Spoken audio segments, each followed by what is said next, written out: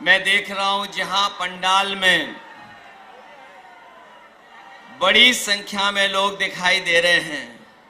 हमारे सभी आदरणीय बुजुर्ग, किसान भाई, माताएं, बहनें और बड़ी संख्या में नौजवान साथी, पत्रकार बंधु, मैं सबसे पहले आप सबका बहुत बहुत धन्यवाद और आभार प्रकट करना चाहता हूं।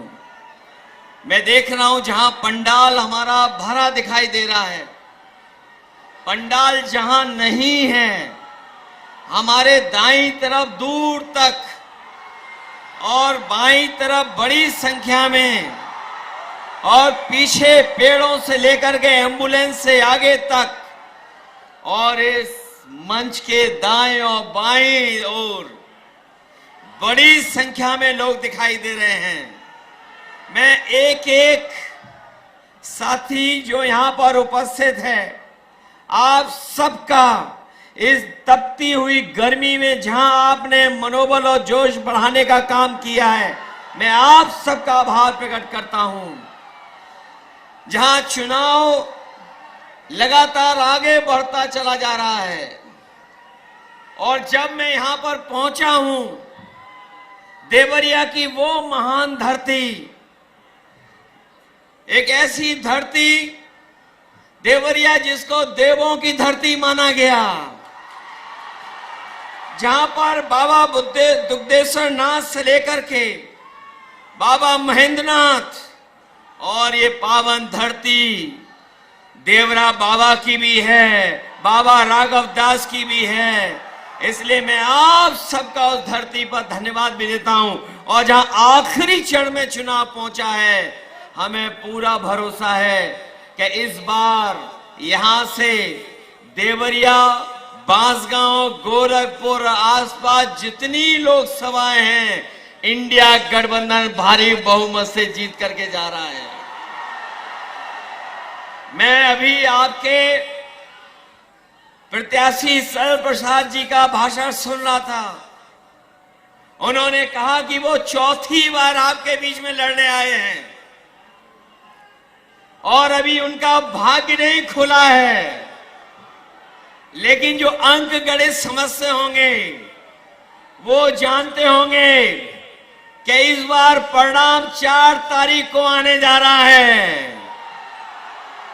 हमारे सरल प्रसाद जी, जिनका चुनाव चिन्ह कांग्रेस का है हाथ, ये न केवल जीतने जा रहे हैं बल्कि रिकॉर्ड मतों से जीत करके जाएंगे।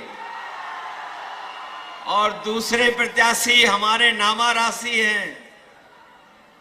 अगर हमारा नाम है तो हमारे जो गठबंधन के प्रत्याशी, इनका भी है। बताओ, हमारे नामा राशि को जिताओगे? हमसे ज्यादा वोटों से जिताओगे? इस बार तो 2-2 अखिलेश जी लड़ रहे हैं चुनाव, वो दोनों को भेजोगे लोकसभा? ये 7वें चरण का चुनाव है और मैं देख रहा हूं जनता का गुस्सा भी 7वें आसमान पर पहुंच गया है।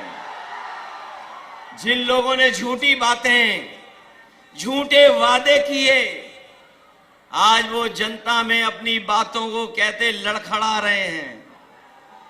न केवल खुद डगमगा रहे हैं बल्कि उनकी भाषा भी डगमगा गई है। और समाजवादी पार्टी, कांग्रेस पार्टी, हम एक और एक जुड़ गए हैं। हम एक और एक जुड़ गए हैं तो 11 हो गए। और वो लोग एक और एक लड़ गए तो बताओ 0 हो गए कि नहीं हो गए?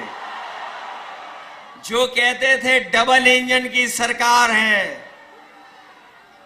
जो कहते थे डबल इंजन की सरकार है, लेकिन पता नहीं इनके डबल इंजन देवरिया आते आते इनका धुआं क्यों निकल जाता है।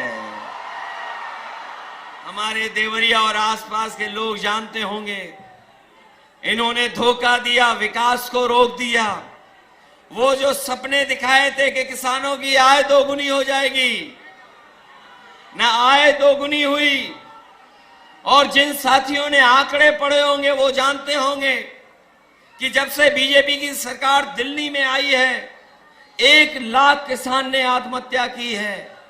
न केवल किसानों ने आत्महत्या की बल्कि किसानों के खिलाफ भी लोग काले कानून भी लेकर के आए थे। मैं अपने किसानों को बधाई देना चाहता हूं कि यहां का किसान और पूरे देश का किसान एक हो गया और उसने काले कानून को लागू नहीं होने दिया। तभी पीछे हटा जब सरकार को पीछे हटना पड़ा।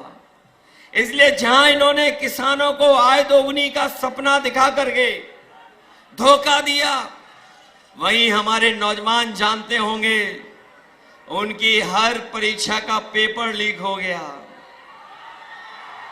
एक के बाद एक पेपर लीक हुए, 10 से ज्यादा पेपर लीक हो गए। न नौकरी मिली न रोजगार मिला। जो लोग कहते थे निवेश लाएंगे, लेकिन निवेश न गोरखपुर पहुंचा न देवरिया पहुंचा। निवेश के नाम पर हमें और आपको सपने दिखाए, नौकरियां छिन गईं, आरक्षण छिन गया और जो संस्थाएं नौकरी दे भी सकती थी, आरक्षण दे भी सकती थी, उन संस्थाओं को भी इन्होंने बेच दिया। लाखों लाख नौजवान पेपर लीक की वजह से रह गया। जो मेहनत कर करके फौज में भर्ती होता था, जिस नौजवान का सपना होता था कि वर्दी पहनेंगे पक्की नौकरी मिलेगी, लेकिन वो नौकरी भी इन्होंने छीन ली। इंडिया गठबंधन ने तय किया है कि न केवल सरकारी नौकरियां दी जाएंगी, आरक्षण के तहत आपको हक और सम्मान मिलेगा और अग्निवीर व्यवस्था हमेशा हमेशा के लिए खत्म हो जाएगी। महंगाई बढ़ा दी। बताओ महंगाई कहां पहुंचा दी? जो चीजें महंगी हुई वो हम और आप जानते हैं। चाहे जो भी जरूरत की चीज हो सब महंगी हो गई। डीजल, पेट्रोल, खाद, डीएपी सब महंगा हो गया। और सीमा यहां तक ये बीजेपी के लोग लांग गए कि इन्होंने खाद की बोरी से भी चोरी शुरू कर दी। बताओ खाद की बोरी से चोरी हुई कि नहीं हुई? पहले 5 किलो हुई, फिर 5 किलो हुई। बताओ 10 किलो चोरी हो गई कि नहीं हो गई? मैं कभी कभी सोचता हूं ये बोरी की चोरी कहां से सीख करके आए हैं। वो देखा होगा बाजार में आपने पार्ले जी बिस्किट पैकेट, पहले इतना बड़ा आता था, अब कितना बड़ा हो गया। जैसे जैसे महंगाई बढ़ी उन्होंने मुनाफा कमाना शुरू किया। बताओ वो बड़ा पैकेट छोटा हो गया कि नहीं हो गया? इनकी सरकार आ गई तो आप देख लेना पार्ले जी बिस्किट पैकेट का 1 बिस्किट वाला पैकेट मिलेगा। आपकी मोटरसाइकिल महंगी कर दी कि नहीं कर दी? कहां 50,000 में आ जाती थी मोटरसाइकिल, बताओ 1 लाख में आ रही है। पेट्रोल डीजल तो किया ही किया महंगा है।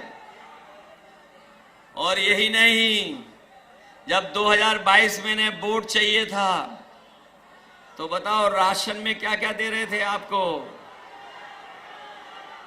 राशन में रिफाइंड तेल दे रहे थे, नमक दे रहे थे, दाल दे रहे थे। आज मात्रा कम हो गई, राशन में पता नहीं क्या दे रहे हैं। भरपेट गरीब खाना नहीं खा सकता है। इसलिए समाजवादी पार्टी और कांग्रेस पार्टी ने भी तय किया है कि सरकार बनेगी 4 जून के बाद तो राशन की मात्रा बढ़ेगी, गुणवत्ता बेहतर होगी, पैकेट का आटा और डाटा भी फ्री देने का काम होगा। इसलिए मदद करो सब लोग। मदद करोगे आप लोग? बताओ परिवर्तन की हवा चल रही कि नहीं चल रही है? देवरिया वालों हवा चला रहे हो कि नहीं चला रहे हो? ये पूर्वांचल के लोग हैं, इस बार रुकने वाले नहीं हैं। बताओ हिसाब किताब बराबर करोगे? न केवल हिसाब किताब देवरिया का करना है, बांसगांव से लेकर के गोरखपुर आसपास सब सीटों को जिताना है। क्योंकि ये चुनाव हमारे आपका तो है ही है, लेकिन ये चुनाव हमारे आने वाली पीढ़ी के भविष्य का चुनाव भी है। जहां हमारी भविष्य की पीढ़ी का चुनाव है, वहीं संविधान बचाने का चुनाव है कि नहीं है? संविधान बचाओगे आप लोग? ये संविधान वही है जो हमें आपको सम्मान दिलाता है, हमें आपको हक दिलाता, अधिकार दिलाता है। यही संविधान हमारी संजीवनी है। मैं अपनी बात को कहता हुआ खत्म करता हूं कि रोटी, कपड़ा और मकान, लेकिन सबसे पहले हमें बचाना है संविधान। इसलिए मदद करिए। मुझे पूरा भरोसा है कि इस बार सदर प्रसाद जी ऐतिहासिक वोटों से जीत करके जाएंगे। जिताओगे आप लोग? ऐसा तो नहीं है बूथ पे जाने के लिए घबरा जाओ आप लोग। बीजेपी वाले रोके तो रुक तो नहीं जाओगे? एक क्रांतिकारी धरती वाले लोग हैं, ये रुकने वाले नहीं हैं। ये आपको डराएं तो डरोगे तो नहीं? ये कुछ लालच दें बूथ के दिन तो कुछ करोगे तो नहीं? ये घालमेल करें तो बच के रहोगे? तो इसलिए बूथ पर तैयारी कर करके वोट डालना। 4 तारीख, ये बीजेपी वाले अच्छे दिन तो लाए नहीं, लेकिन 4 तारीख को खुशियों के दिन आएंगे। और खुशियों के दिन हमारे आपके तो आएंगे ही आएंगे। इन हमारे प्रेस वालों के लिए आजादी का दिन होगा, सुनहरा दिन होगा, फ्रीडम ऑफ प्रेस भी होगा। न केवल सरकार बदलने जा रही है, मित्र मंडली बदलने जा रही है।